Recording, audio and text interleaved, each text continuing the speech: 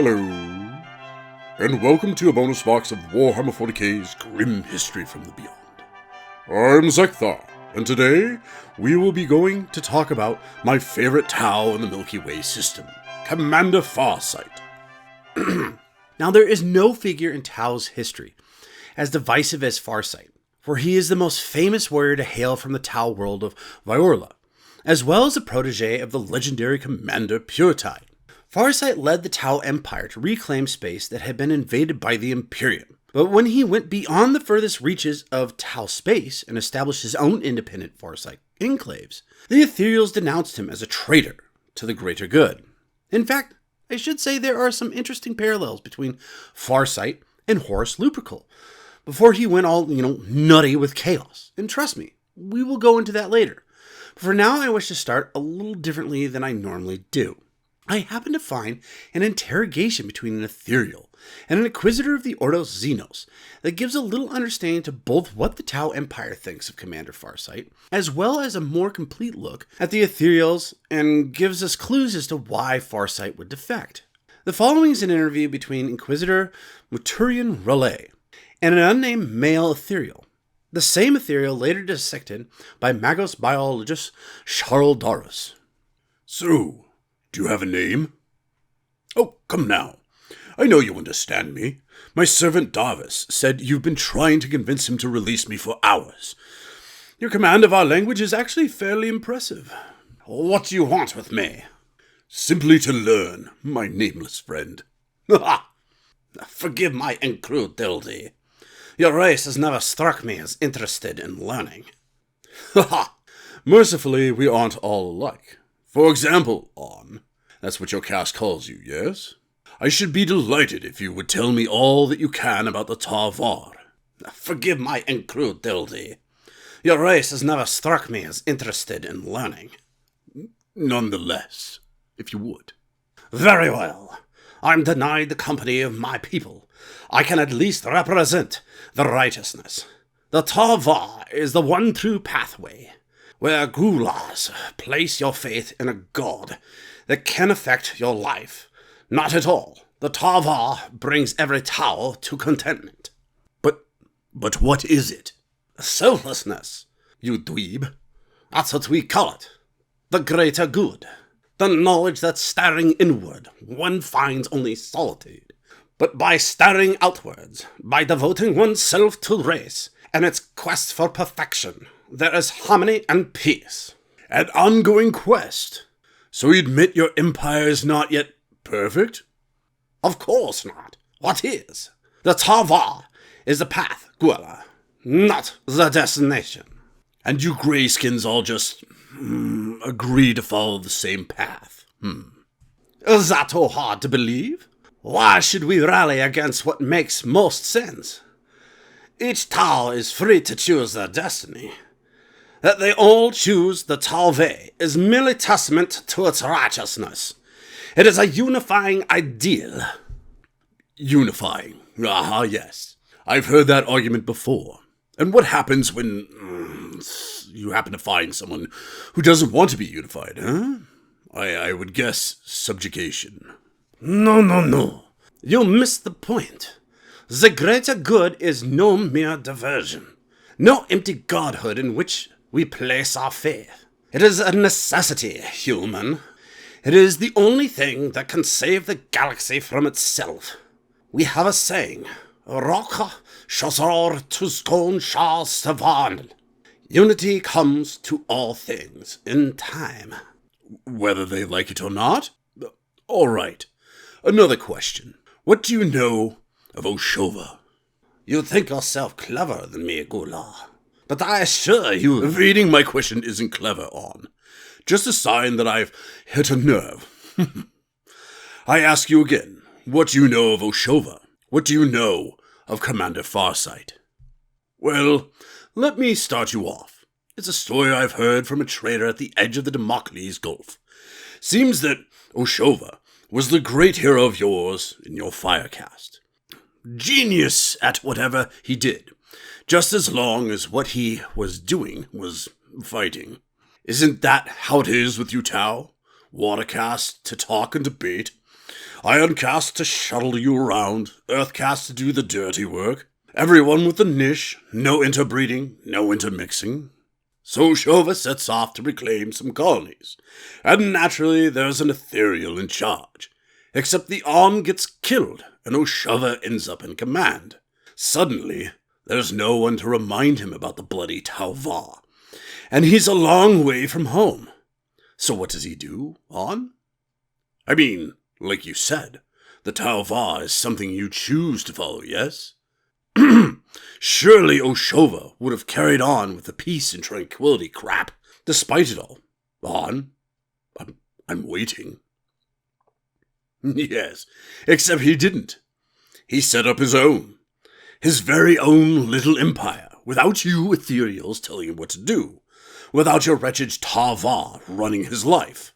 I mean, you said it yourself, On. Why should we rail against that which makes most sense? Well, maybe it only makes sense whilst you lot are in charge. The silence of the Ethereal is paramount here. And one of the big pieces as to why Farsight is so hated by the Ethereals. He has simply balked at their supreme authority over the Tau Empire. They can't best him. Imagine if Horus, instead of going loony with chaos and simply rejected his father, taking his traitor brothers with him and carving out part of the empire for himself and his brothers. I know this seems far-fetched, but not as far as you would think. Now, before Horus turned to chaos, he was already starting to see problems with his father's empire. Not just the fact that he disappeared at the height of the Great Crusade, but the horrible bureaucracy of the Empire of Man had fallen into. There was also the troubling thought of when the Great Crusade was over, what would become of the Adeptus Astartes?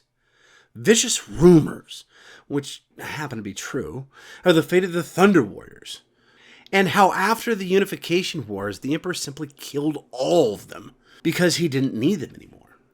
Now, pardon me, I am getting a little farther away from the Tau than I wanted. But just like Horus, Farsight had discovered problems with the Tau Empire. And just like Horus, he had a decision to make on how to proceed that would change the direction of the entire Tau Empire.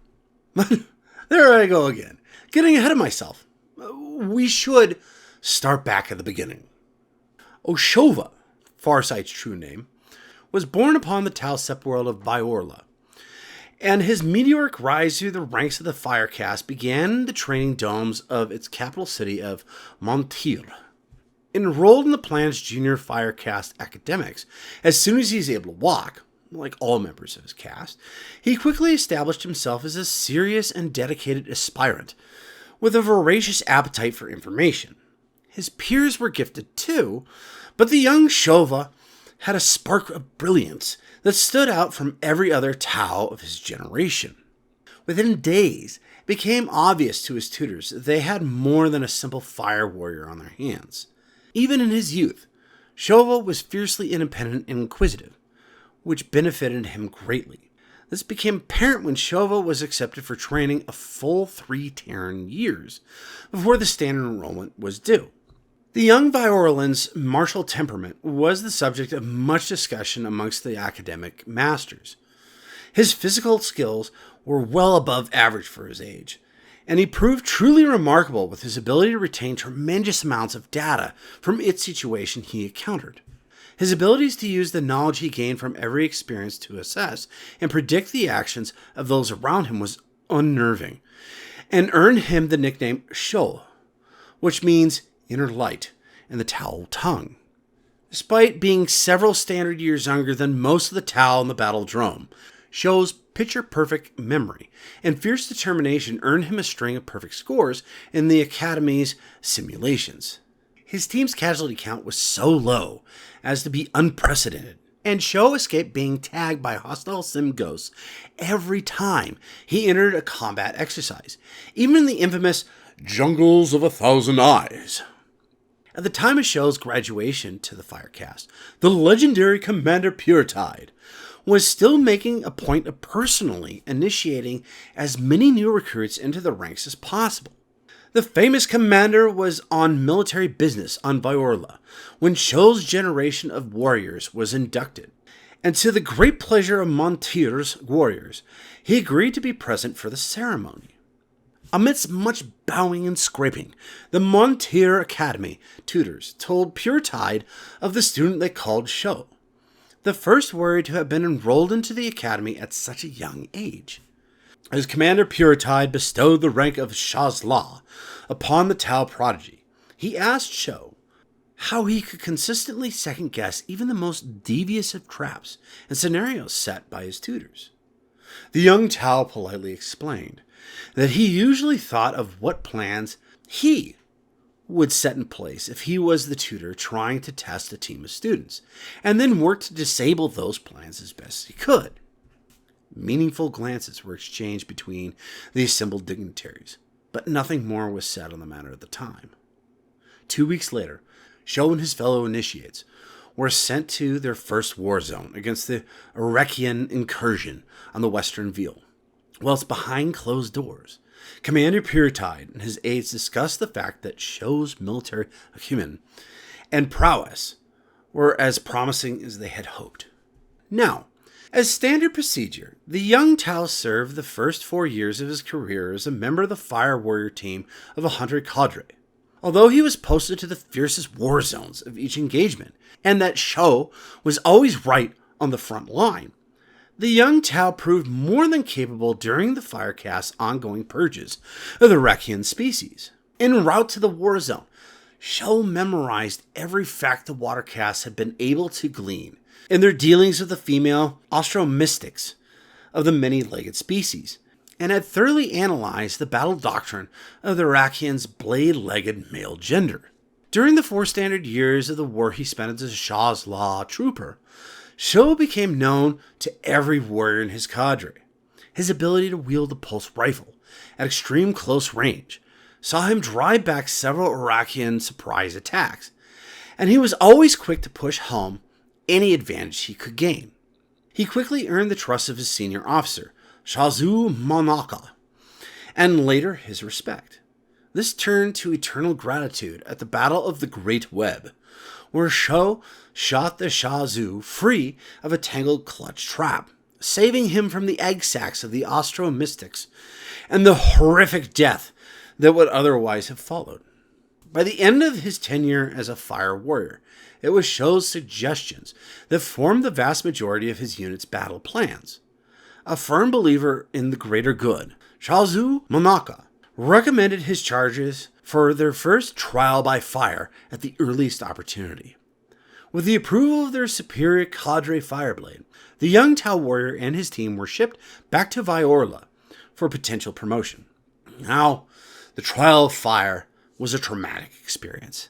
A high level of adversity is the norm for the warrior caste coming of age test.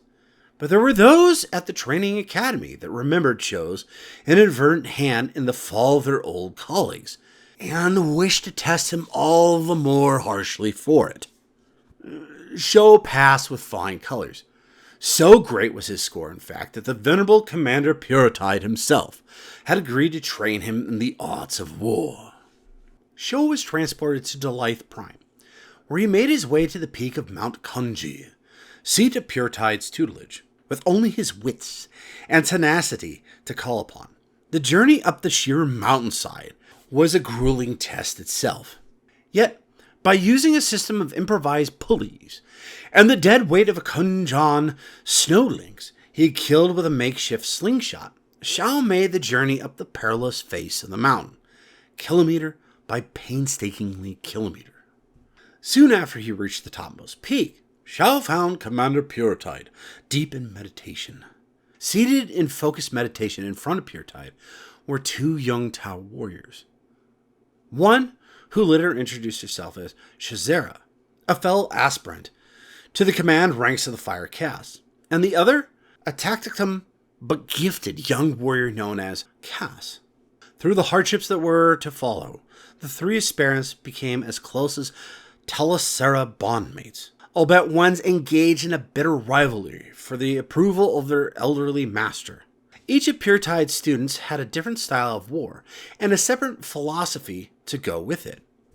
Shou's simmering passion and desire to plunge into the fires of battle saw him gravitate towards the Monka, or killing blow strategies, whilst Shazera was careful and meticulous practitioner of the patient hunter, Kayon. Caius, a withdrawn and strange individual, was unusual in that he sought the mastery of the Monot's way of war. His goal was to become the perfect lone warrior, an army of one that could triumph in any situation with only the materials to hand. Though Shou regularly scored the highest in the training simulations, his peers were not far behind. The competition between them saw each strive for success just as hard as in any true war zone, and in the process, earn the respect of their fellow students. Commander Puretide had long ago mastered every one of the Tao's martial disciplines, and more besides.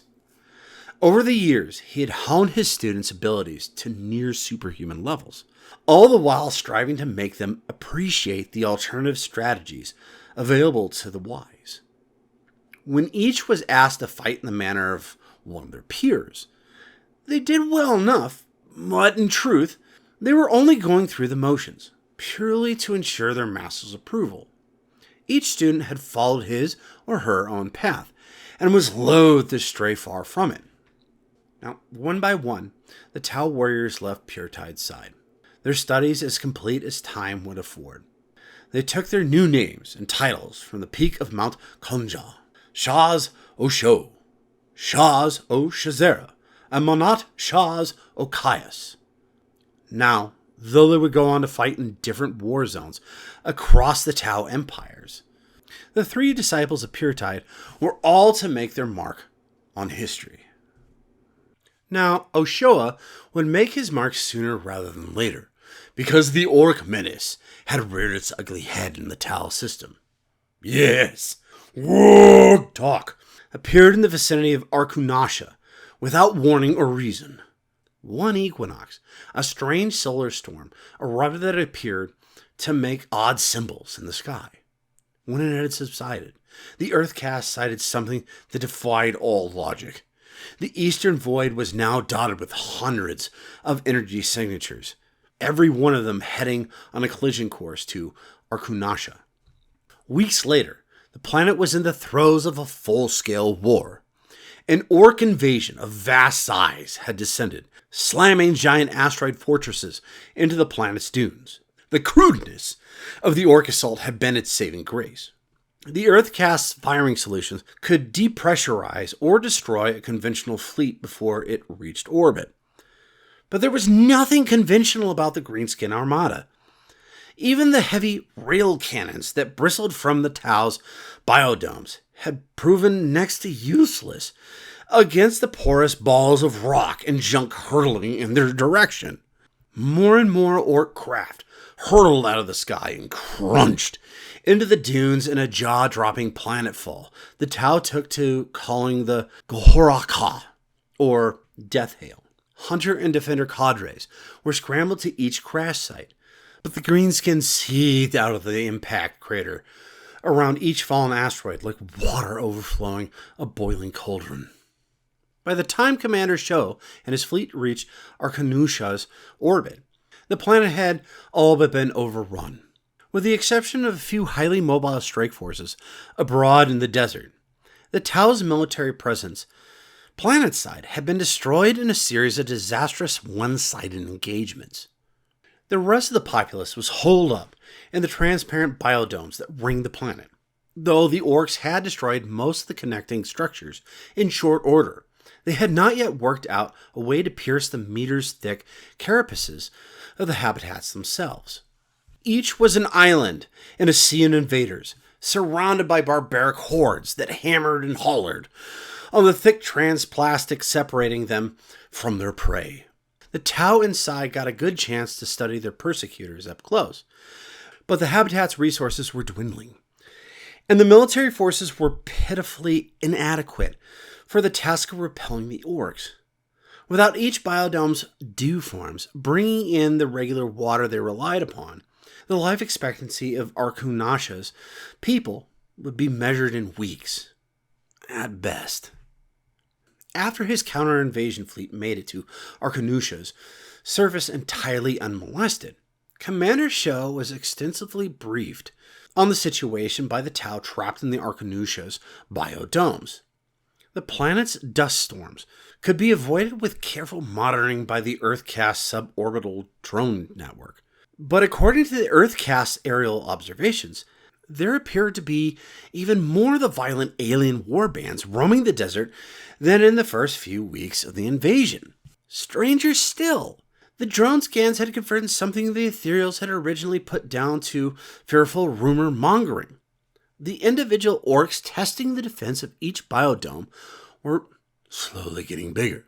Thus far, the bestial aliens had resisted or ignored all attempts to communicate or broker terms, and the water caste were at a loss on how to proceed. All the greenskin beasts seemed to want to do was to fight. No kidding, they're orcs. Anyways, in his pre-battle meditations upon the subject, Osho found that he could relate to that concept. In his heart, he relished the thought of once more risking his life in the name of the greater good. The spectacle of war called to him. The noise, the light, even the letting of blood. These reflections were his first step towards understanding the psyche of the orc, and in achieving that understanding, turned the tide of the Arkunasha War. Though the Tau had engaged whole alien civilizations before and emerged triumphant, in almost all of those invasions, the Fire Caste had held the upper hand. This was one of the few times the Tau war machine would be tested in such desperate, unfavorable conditions. Now, training simulations always included modules where the Tau were outnumbered by their enemies, sometimes as many as 10 times over. Here, though, the foe teamed across dunes in their billions. Orbital snapshots gained an entry into the atmosphere indicating that the orcs outnumbered the Fire Caste counter-invasion by nearly 400 to 1. When the Earth Caste's final observations were relayed to the commander during his descent, he nodded in solemn acknowledgement. His contingent cadres would have to use the weapons of their mind rather than the gauntlet, he said. Against the savage beast, such a strategy was inevitable. The initial engagements against the orcs were intended to re-establish supply routes and test the greenskins' defenses and capabilities in the meantime. Using hunter cadres, skimming the surface of the world in devilfish transports and flight-capable battlesuits, he experimented with the enemy by killing enough orcs from long range to ensure their scattered mobs were on the brink of panic. Almost without exception, it was the largest orc in each group that restored order. The simplicity of their military structure was such that it had at first been overlooked. In the orc psyche, might made right, and nothing more. Another observation Osho made was that whenever his troops struck the milling orc armies and faded away, almost immediately, fighting would erupt even if no foe was left to engage. The orcs would take an excuse to attack each other. Leadership challenges, theft of property, even careless remarks would flare up into brawls. Recordings of these were taken and sent back to the mobile headquarters Osho had established, a disc-shaped command center that constantly prowled the dunes on a cushion of anti-gravitic energy. Next came the year-long period known as the Great Thinning. Farsight ordered forward stealth contingents and battlesuit teams to patrol the dunes, locating and destroying the largest orcs in each mob with pinpoint fire before disappearing without a trace. This inevitably sent the rest of the orcs into a frenzy of violence as they cast around for their persecutors before turning on each other. Blood would fly after each kill as the orcs fought over who was in command, and the body count climbed steadily higher.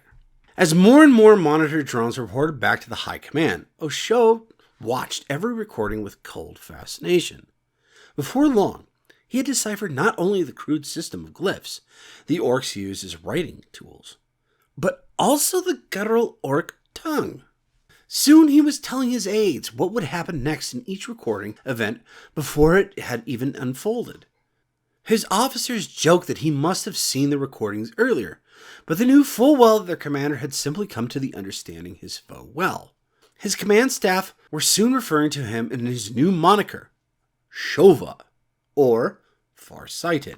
See what they did there? Anyways, moving on.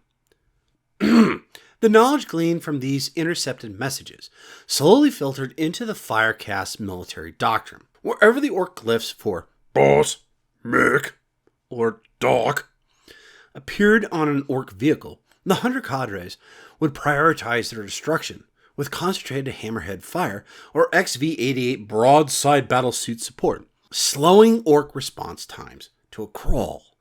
Though the Tau could not form the syllables of the orc speech, Osho's Earth Caste allies cut audio snippets of orcish challenges and insults into the comm networks that invaded and looted from the fallen Tau. Delivering the right orcish insult at the right time, Osho drove a wedge of dissent between every clan and tribe roaming the desert, sparking a series of minor wars in the process. Sounds a little bit like Lucas the Trickster, but anyways. Within a year, the green-skinned beast that had invaded Arkunasha was chewing on its own tail. Osha's tactics had distracted the orcs to such an extent that the Tau forces were able to get food and water to the people trapped within the biodomes and free the remains of the Arkunashan fire caste, further bolstering their ranks. Though many of the Tau Central Command quietly congratulated each other on a war well prosecuted, most of the orc invaders still lived. Throughout both the populace of Arkunasha and the counter-invasion force, the Tau now universally knew their leader as Oshova, or Commander Farsight. Despite this honor, he was not satisfied with their progress, and knew the fight was far from over. Now, my guess was the majority of these orcs were from the Death Skulls clan, because they began to cannibalize the Tau machinery and the hulking wrecks of their crafts of war. Soon, they were repurposing these makeshift crafts for the orcs as new weapons of war. On top of this, the mech boys were starting to build as well, using the rusted metal of the world itself.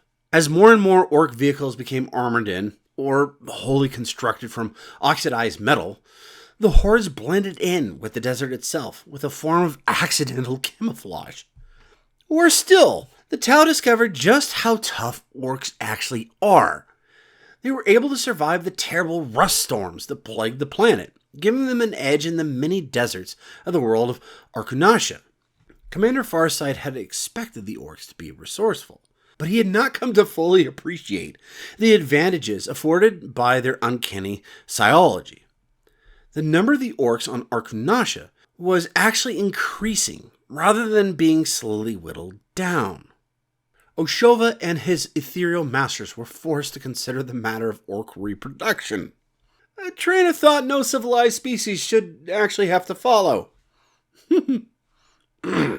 But Farsight's most trusted Earth Caste advisor, a young genius, Ovesa, believed that the orcs had a fungal component to their gene makeup. He maintained that the spores that they continually shed were flourishing in the oxidized desert. If his theories were to be believed, every morning, the rust dunes, covered with a film of dew, would shiver and collapse to reveal a clutch of immature dune orcs, low in tech level, but spoiling for a fight. Now, ironically, if you'd listened to our former Voxes anyways about the orcs, Ovesa is completely and wholeheartedly correct. But anyways, needless to say, the orcs' numbers were actually rising. And it hit morale like a megaton bomb. The Ethereals present in the expedition insisted that it was impossible to channel more resources to Arkunasha. The Tau station there would have to overcome this foe on their own. Farsight was forced to abandon his program of assassination and turn his attentions to his own camp. Morale was on the brink of crumbling, and with it, any chance the Tau had of claiming back the planet. Now, keep in mind, this is the first of many times Farsight would ask for support from the Ethereals in his long career with the Tau Empire. Yet, none would be given. Since his arrival in Arkunasha, Farsight had led a number of strike teams to the front line. His XV-8 Crisis Battlesuit Plasma Rifle had claimed more of the Orcs' ruling caste than any other. The senior water caste envoy that accompanied his expedition, Por-Ol Kaias, had made a great play at Farsight's victories.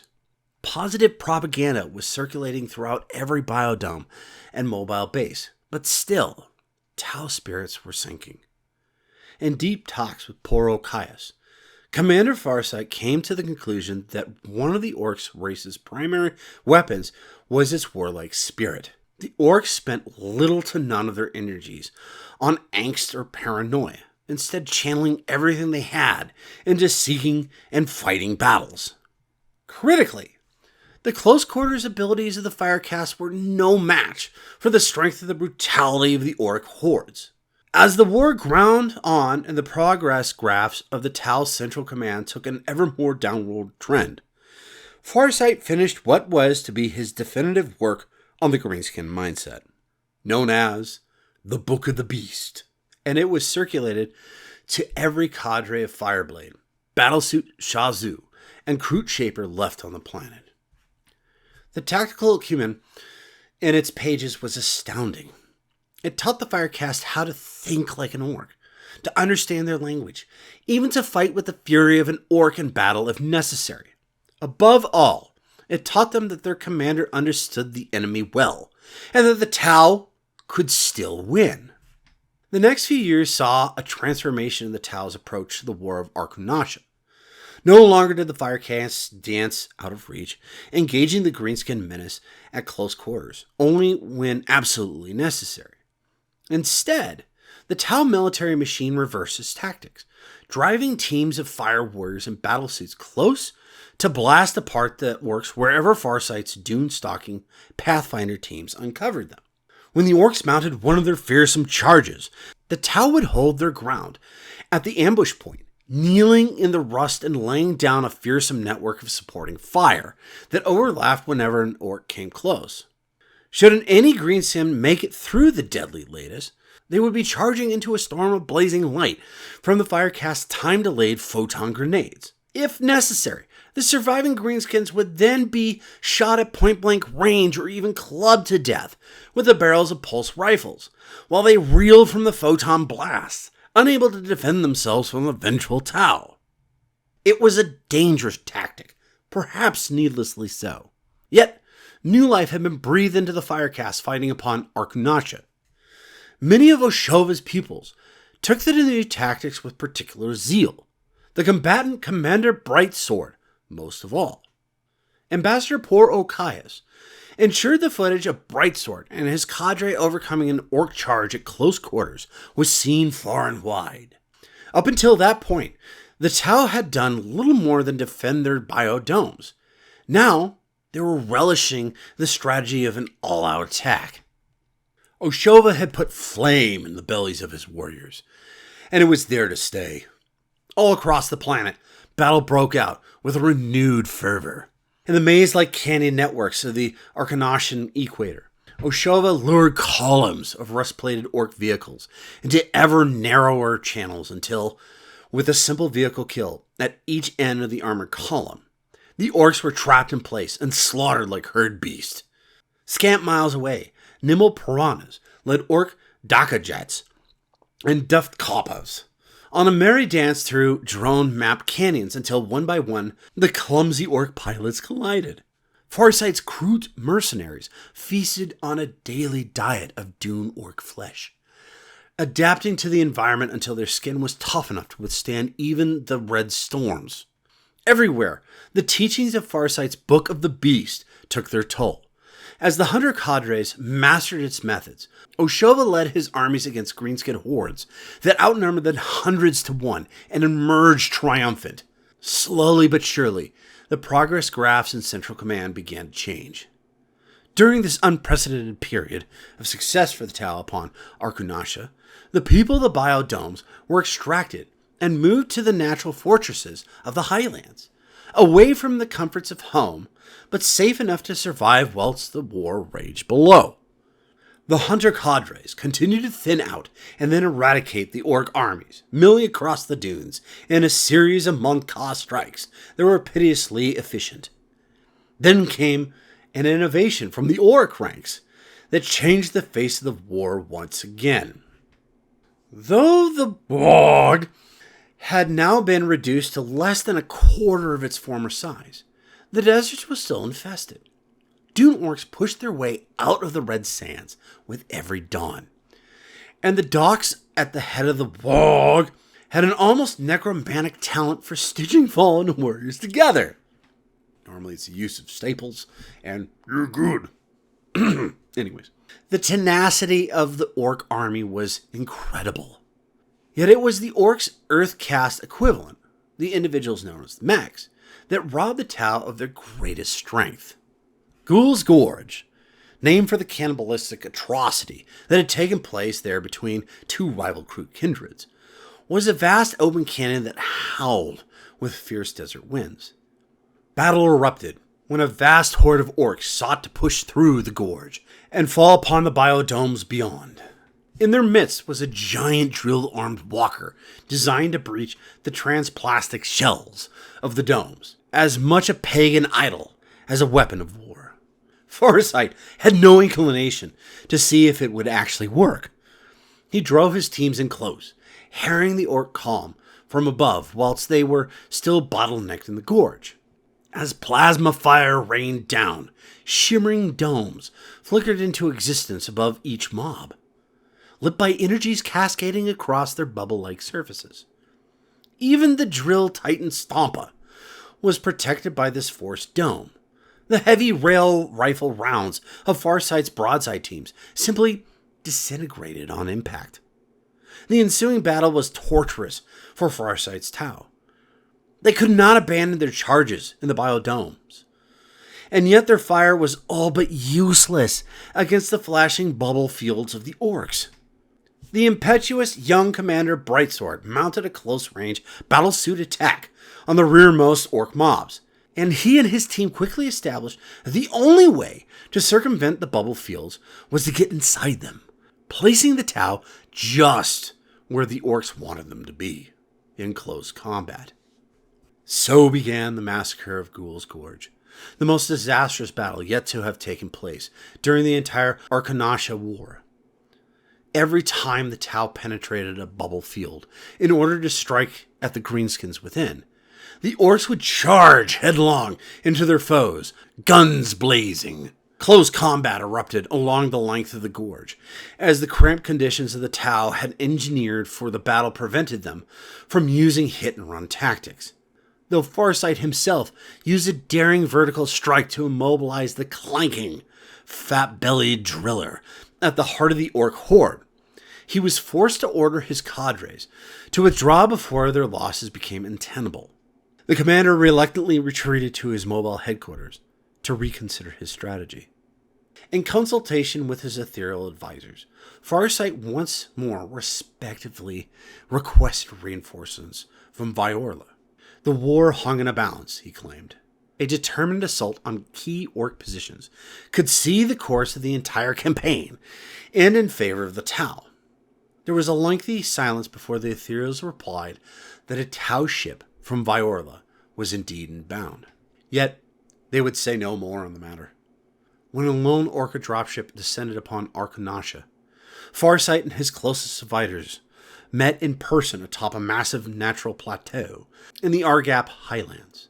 When the large ramp opened at the Orca's fore, the promised reinforcements stepped out. Only 2 ceremonial honor guards and a single ethereal. Farsight did well to choke down the surprise and frustration that rose in his chest. A single ethereal? Their presence was good for morale, to be sure, but they could hardly be counted a concrete asset, and certainly not an auxiliary hunter cadres that Oshova had been hoping for. He turned to his own ethereal advisors in dismay, but held his tongue. It is well that he did, for his actions were being monitored very closely indeed. The newcomer introduced himself as Anshi. Yes, it's that Anshi, the warrior monk of Viorla. He was a veteran of scores of battles. His many scars attested to that, and he carried himself with the surety of a warrior lord. The Ethereal calmly explained that over the next few years, the Fire Caste were to withdraw entirely from Arkunasha, taking as many of the planet's colonists with them as they could. He would oversee the extraction personally. There would be no more attacks. There would be no more killing blows. Only defense. The plateau upon which they stood would be their fortress, and they would protect it with every iota of their being, until every living Tau had left the planet. This they would do for the greater good, effective immediately. Farsight nodded curtly at the news and bowed low in obedience. In a secret part of his soul, however, he felt a great disquiet stir. Nevertheless, a senior Ethereal had spoken. A simple commander could not hope to appreciate the full scale of the High Council's plans. Over the course of the next year, Farsight enacted the Ethereal Council's plans to the letter, consolidating the civilian Tau into a series of hastily constructed biodomes atop the Agrap Plateau. He defended the natural fortress with every weapon and strategy at his disposal. Though he lost thousands of good soldiers in the process, he further whittled down the numbers of the Warg that had now converged upon his position. In the process, he continued to attack their command structure, prioritizing deaths of the mechanics, medics, and warrior leaders until there was no more left amongst them. In their haste to make war, the orcs that had encircled the plateau relentlessly ground themselves into its defenses until the valleys below were choked with corpses.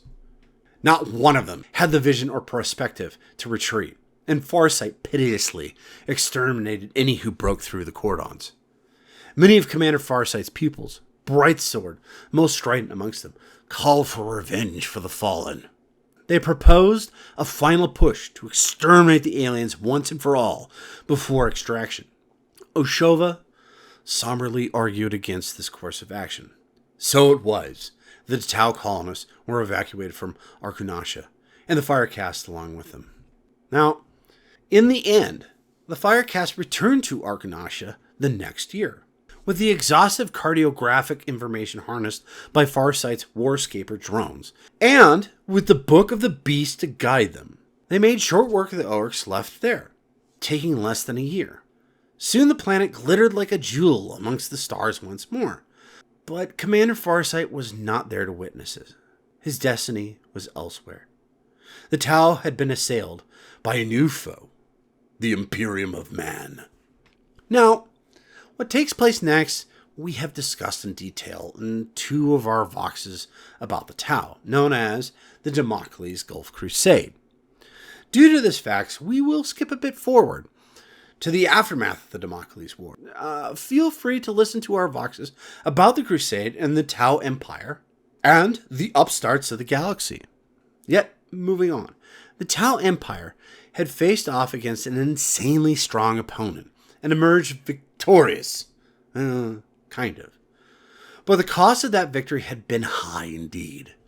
Every one of the worlds settled on the other side of the Damocles Gulf had been left to the Imperium in the early stages of its crusade, and one of the prime sept worlds of the Empire had been badly mauled.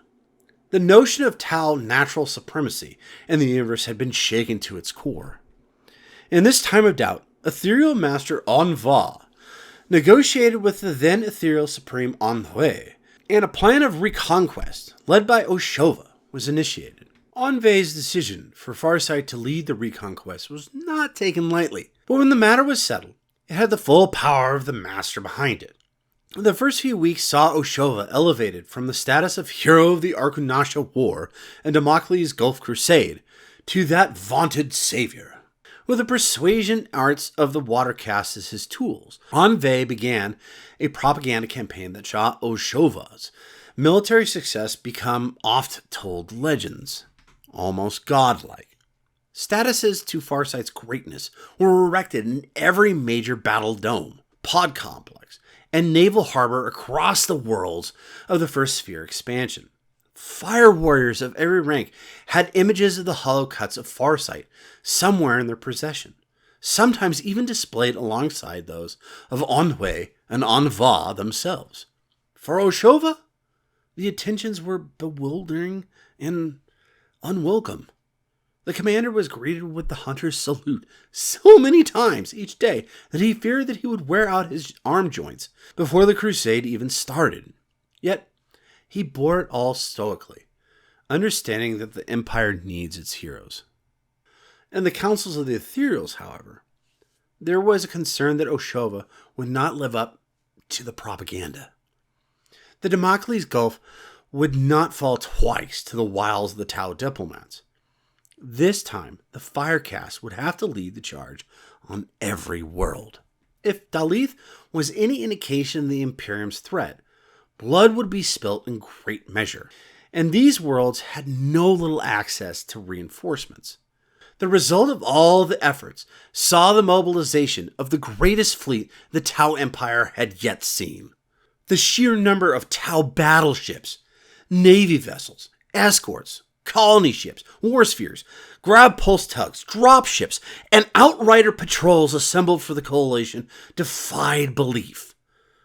Once the preparations were complete, Onwe gave one of his final speeches, and the fleet of the Great Reclamation was launched into the Damocles Gulf amongst grand celebration. Something in Farsight's gut felt strange, but he was the model of a noble commander nonetheless. If the Empire needed a conqueror he would be. No, I must say, this is a great stopping spot, and unfortunately we have run out of time today. Now, before I go though, I must mention again how the parallels between Farsight and Horus are uncanny and worth going through. Both were incredibly charismatic leaders who have a kinship and love for their troops, and through their tactical brilliance move rapidly up the ranks. Even their favorite tactics are eerily similar. Now, Farsight's favorite tactic is called the Montka, which is a carefully planned attack which is designed to wipe out critical enemy defenses or units in single well-placed strikes. Once the stronger points of the enemy resistance are crushed, the remainder of the force can generally be finished off more easily. Sound familiar? Well, for a few folks who listen to the Ulanor campaign, it should. Horus's favorite tactic to use is called the spear tip. The doctrine for performing a spear tip maneuver was simple: a vanguard of the greatest warriors striking hard and fast at the enemy's stronghold, killing the enemy commander, leaving the foe leaderless. Both are well respected and loved by their men. But at this point, what I find interesting is both have been uplifted to more than just a great general, but a hero in the eyes of their people by the leader of their respected races. The Emperor proclaimed Horus the War Master of the Imperium, while Farsight was declared Hero of the Empire by Anva. Yet, things are about to change. Both have been made more by their leaders, and soon, in both parallels, they will discover they have been betrayed. Now, we know Horus's response. He goes off the deep end and allies himself with the Chaos Gods, causing a civil war that wrecks the Empire of Man. But what will Commander Farsight do? Well, if you want to know, tune in next week.